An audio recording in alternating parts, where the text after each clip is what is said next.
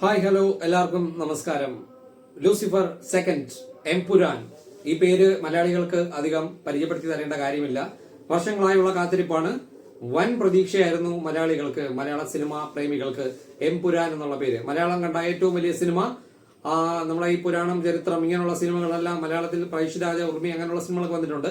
പക്ഷെ ഇങ്ങനെ ഒരു ഹൈ ക്യാൻവാസിൽ ഹൈ ടെക്നിക്കൽ പെർഫെക്ഷനോട് കൂടി ഒരു ആക്ഷൻ ഓറിയന്റഡ് ത്രില്ലർ ആദ്യമായിട്ടാണ് ഡയറക്ടർ പൃഥ്വിരാജ് മലയാളത്തിലെ ഏറ്റവും വലിയ സിനിമ, മീൻസ് ഏറ്റവും വലിയ ഗ്രാൻഡ് ആയിട്ടുള്ള സിനിമ ഷൂട്ട് ചെയ്യും എന്നുള്ള ഒരു പ്രതീക്ഷ. പൃഥ്വിരാജ്, മോഹൻലാൽ, ഈ രണ്ട് പേര്, പിന്നെ ലൂസിഫർ എന്നുള്ള ഒരു അടിപൊളി എന്നുള്ള ഏറ്റവും വലിയ ഹിറ്റ് ഫിലിമിന്റെ സെക്കൻഡ് പാർട്ട്, ഇങ്ങനെയുള്ള കുറെ പ്രത്യേകതകളോടുകൂടി ഇന്ന് കാത്തിരിപ്പിന് വിരാമമാണ്. ഇന്ന് സിനിമ റിലീസായിരിക്കുകയാണ്. അങ്ങനെ ഞാൻ ഐമാക്സിൽ തന്നെ സിനിമ കണ്ടു. ഐമാക്സ് കേരളത്തിൽ 2 ഐമാക്സേ ഉള്ളൂ. അതിൽ തിരുവനന്തപുരത്തെ ഐമാക്സിൽ ടിക്കറ്റ് കിട്ടുക എന്ന് പറയുന്നതിന് വലിയൊരു ചലഞ്ച് ആയിരുന്നു. അങ്ങനെ ഞാനും എന്റെ ഫ്രണ്ടും അതിൽ വിജയിച്ചു. റിക്ലൈനർ സീറ്റ് തന്നെ ഒപ്പിച്ചു. അടിപൊളിയായിട്ട് ഒരു ബെസ്റ്റ് എക്സ്പീരിയൻസ്. അതായത് ഈ സിനിമ കാണാൻ പറ്റുന്ന ഏറ്റവും മികച്ച ആ ഒരു ക്വാളിറ്റിയിൽ തന്നെ ഞാൻ ആ സിനിമ ഇന്ന് കണ്ടു. അങ്ങനെ എന്റെ അഭിപ്രായത്തിൽ എംപുരാൻ ലൂസിഫറിനോടൊപ്പം വരുമോ എന്ന് ചോദിച്ചാൽ എംപുരാൻ ഒരിക്കലും ലൂസിഫറിനോടൊപ്പം എനിക്ക് ഫീൽ ചെയ്തിട്ടില്ല. പേഴ്സണലി പറഞ്ഞാൽ ലൂസിഫർ എന്ന് പറഞ്ഞാൽ അതിന്റെ മുക്കും മൂലയും പെർഫെക്ഷൻ തുളുമ്പി നിൽക്കുന്ന ഒരു സിനിമയാണ്. ഏതാണ്ട് ഒരു 90-95% പക്ക ഫിലിമാണ്. പക്ഷെ എനിക്ക് എംപുരാനിൽ ആ സിനിമയുടെ ക്വാളിറ്റി, അതായത് നമ്മുടെ തിരക്കഥ ബേസിലായാലും മറ്റ് കാര്യങ്ങൾ, ടെക്നിക്കൽ പെർഫെക്ഷനിൽ എന്തായാലും കാലത്തിന്റെ വ്യത്യാസമുണ്ട്, ബഡ്ജറ്റിന്റെ വ്യത്യാസമുണ്ട്. പിന്നെ കഴിവുള്ള പൃഥ്വിരാജിന്റെ കയ്യിലാണ് സാധനം കിട്ടിയിരിക്കുന്നത്. വേറെ ലെവലിൽ തന്നെയാണ് മേക്കിംഗ് ക്വാളിറ്റി. അതിലൊന്നും യാതൊരു കോംപ്രമൈസും ഇല്ല. പ്രത്യേകിച്ച് ആക്ഷൻ സീനുകൾ, മലയാളം ഇന്നുവരെ കാണാത്ത രീതിയിലുള്ള ആക്ഷൻ സീനുകളാണ് അതിന്റെ അകത്ത് ഉൾപ്പെടുത്തിയിരിക്കുന്നത്. അതൊക്കെ പ്രത്യേകിച്ചൊന്നും പറയണ്ട, അതൊക്കെ തിയേറ്ററിൽ തന്നെ കാണേണ്ട സാധനങ്ങളാണ്. പിന്നെ ഞാൻ പറഞ്ഞില്ല, സിനിമ കുറച്ച് താഴ്ന്നു പോയത് എവിടെയാണെന്ന് പറഞ്ഞാൽ ഒരു കഥ, തിരക്കഥ, പിന്നെ എഡിറ്റിംഗ്, BGM ഇങ്ങനെയൊക്കെയുള്ള കാര്യങ്ങൾ സിനിമയെ വല്ലാതെ അങ്ങ് ലാഗ് ചെയ്യിപ്പിച്ചോളും. കുറച്ചങ്ങ് നല്ല ഒരു എഫക്റ്റ് ഫീൽ ചെയ്യാത്ത ഒരു 3 മണിക്കൂറാണ് സിനിമയുടെ ലെങ്ത് ഏതാണ്ട്. ഈ 3 മണിക്കൂർ സിനിമ ഒരിക്കലും അർഹിക്കുന്നില്ല. കാരണം അങ്ങനെയുള്ള ഒരു കഥയല്ല, കഥയ്ക്ക് ഒരു പവർഫുൾ ആയിട്ടുള്ള ഒരു സ്റ്റോറിയല്ല. ലൂസിഫറിൽ നമ്മൾ കണ്ട സ്റ്റോറി ഭയങ്കര ഒരു പ്രശ്നം പിടിച്ച ഒരു വലിയൊരു എഫക്ട് ഉണ്ടാക്കുന്ന ഒരു കഥയാണ്. അതിൽ വലിയൊരു കോൺഫ്ലിക്റ്റ് ഉണ്ട് ആ സിനിമയ്ക്കകത്ത്. പക്ഷേ ഈ സിനിമയ്ക്കകത്ത് അത്ര വലിയൊരു കോൺഫ്ലിക്റ്റ് ഫീൽ ചെയ്തില്ല. ഇവിടെ ഉണ്ടാകുന്ന രാഷ്ട്രീയ പ്രശ്നങ്ങൾ, ഇവിടുത്തെ കഥയുണ്ട്, ഇബ്രാഹിം ഖുറൈഷിയുടെ ഇന്റർനാഷണൽ ലെവൽ കാര്യങ്ങളുണ്ട്. അപ്പോൾ അങ്ങനെ 2 കാര്യങ്ങൾ. ഇവിടുത്തെ കാര്യങ്ങളൊക്കെ നല്ല രസമായിരുന്നു. പക്ഷെ എല്ലാ സീനുകളും ഒരു നല്ല ലാഗ് ഫീൽ ചെയ്തു. അതായത് പെട്ടെന്ന് കാണിച്ചു തീർക്കേണ്ട പല രംഗങ്ങളും വല്ലാത്ത രീതിയിൽ ഇങ്ങനെ ഏപ്പിച്ച് കൊണ്ടുപോകുന്ന ഒരു അവസ്ഥയാണ് എനിക്ക് ഫീൽ ചെയ്തത്. അത് അടിപൊളിയായിട്ടുള്ള രംഗങ്ങളെ പോലും വല്ലാതെ അത് എഫക്ട് ചെയ്തു. അങ്ങനത്തെ ഒരു കുഴപ്പമുണ്ട്. പിന്നെ എനിക്ക് സിനിമയിൽ ഇഷ്ടപ്പെടാത്ത കാര്യങ്ങളാണ് ഞാൻ ഈ പറയുന്നത്. സിനിമ കഥയുടെ ആ ഒരു തിരക്കഥയുടെ പവർലെസ്നെസ് എന്ന് വേണമെങ്കിൽ പറയാം, അല്ലെങ്കിൽ ഒരു പവർ ഇല്ലായ്മ, അത് സിനിമയെ നല്ല രീതി ബാധിച്ചിട്ടുണ്ട്. പിന്നെ അതേപോലെ ഓരോ സീനുകളിൽ, അല്ലെങ്കിൽ നല്ല കിടില സീനുകളിലൊക്കെ ഈ മ്യൂസിക് കൈകാര്യം ചെയ്തിരിക്കുന്നു, അല്ലെങ്കിൽ BGM കൈകാര്യം ചെയ്തിരിക്കുന്ന ദീപക് ദേവ് വളരെ വളരെ ബോറൻ BGM ആണ് ഈ സിനിമയ്ക്കകത്ത് പുള്ളിക്കാരൻ ഇട്ടിരിക്കുന്നത്. ദീപക് ദേവ് എടുത്താൽ പോകാത്ത ഒരു സംഭവമായിരുന്നു ഈ ഒരു സിനിമ. അത്രയ്ക്ക് വലിയൊരു സിനിമ, ഇത്രയും കിടിലമായിട്ടുള്ള ഒരു പടം ദീപക് ദേവിനെ കൊണ്ട് ചെയ്യാൻ പറ്റത്തില്ല. ലൂസിഫറിന്റെ ടീമിനെ വിടാൻ മടിച്ചിട്ടായിരിക്കാം പൃഥ്വിരാജ് നമ്മളെ ദീപക് ദേവിനെ തന്നെ തിരഞ്ഞെടുത്തത് എന്ന് തോന്നുന്നു. ആരെയും പിണക്കണ്ടെന്ന് കരുതി കാണും. അതേപോലെ പെർഫോമൻസുകളിൽ എല്ലാവർക്കും അവരുടേതായ രീതിയിൽ നല്ല നല്ല പെർഫോമൻസിന്റെ രംഗങ്ങളുണ്ട്. അതായത് ലൂസിഫർ പോലെ തന്നെയാണ്, ഓരോ വ്യക്തികൾക്കും അവരുടേതായ ഒരു സ്പേസ് തിരക്കഥയിൽ കൊടുത്തിട്ടുണ്ട്. എല്ലാവരും നല്ല പെർഫോമൻസ് ആണ്. അതിൽ എനിക്ക് ഏറ്റവും ഇഷ്ടപ്പെട്ട രംഗങ്ങളുള്ളത് മഞ്ജു വാര്യരുടേതാണ്.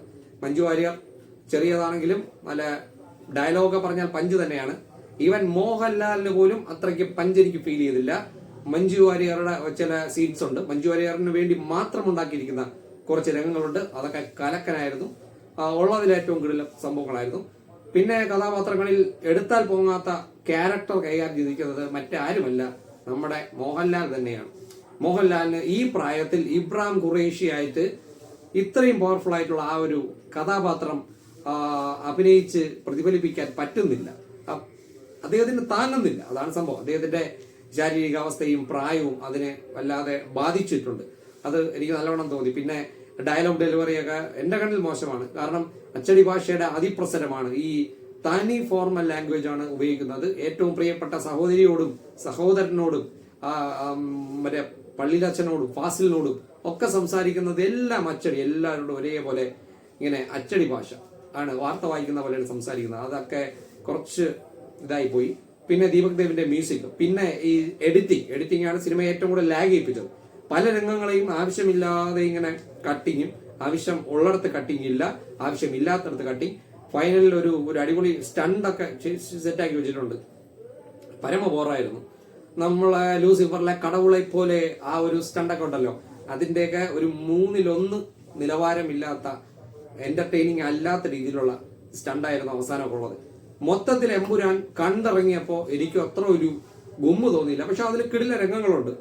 മലയാളത്തിൽ ഇന്ന് വരെ കാണാത്ത രീതിയിലുള്ള ബൃഹത്തായ അല്ലെങ്കിൽ ഗ്രാൻഡ് ലെവലിലുള്ള ഞെട്ടിക്കുന്ന രീതിയിലുള്ള ചില സീനുകളെ കണ്ടപ്പോ എന്റെ മനസ്സിൽ ആദ്യം പൃഥ്വിരാജാണ് വന്നത്. പൃഥ്വിരാജ് എന്ന് പറയുന്ന ഈ ഒരു വ്യക്തിയാണല്ലോ ഈ രംഗങ്ങളൊക്കെ ഷൂട്ട് ചെയ്തത് എന്ന് വരെ എനിക്ക് തോന്നിപ്പോയി. അത്രയ്ക്ക് ഭയങ്കരമായ രംഗങ്ങളൊക്കെ ഉണ്ട്. എക്സ്പ്ലോഷൻ ആയാലും ഗൺ ഫൈറ്റ് ആയാലും മറ്റു കാര്യങ്ങൾ. പക്ഷെ ഹാൻഡ് ടു ഹാൻഡ് നമ്മളെ അടി ഉണ്ടല്ലോ, നോർമൽ ലെവൽ അടി, തനി തമിഴ് സ്റ്റൈൽ അടിയാണ്. എന്തായാലും ലൂസിഫറിലെ ഫൈറ്റ് ഇന്നും മാസ്റ്റർ പീസ് തന്നെയാണ്. അതിന്റെ ഒപ്പമൊന്നും ഇതിൽ ഒരു ഫൈറ്റ് വന്നിട്ടില്ല. പിന്നെ ആവശ്യമില്ലാത്ത രംഗങ്ങളുണ്ട്, കൊച്ചു കൊച്ചു രംഗങ്ങളെ വലിച്ചേൽപ്പിച്ചിട്ടുണ്ട്. മൊത്തത്തിൽ എമ്പുരാൻ കണ്ട് പുറത്തിറങ്ങുമ്പോൾ സിനിമയെ പറ്റി ആയിരിക്കില്ല നമ്മുടെ ചർച്ച. നമ്മൾ അടുത്ത് ചായ കുടിക്കാമോ അല്ലെങ്കിൽ വല്ലതും കഴിക്കാമോ എന്ന് ചോദിച്ച് പുറത്തിറങ്ങും. കാരണം സിനിമ വിട്ട് പുറത്തിറങ്ങിയാൽ സിനിമ നമ്മളുടെ ഉള്ളിൽ ഉണ്ടായിരിക്കില്ല. അത്രയ്ക്ക് ഒരു എഫക്റ്റ് സിനിമ കണ്ട് പുറത്തിറങ്ങുമ്പോൾ നമുക്ക് തോന്നില്ല.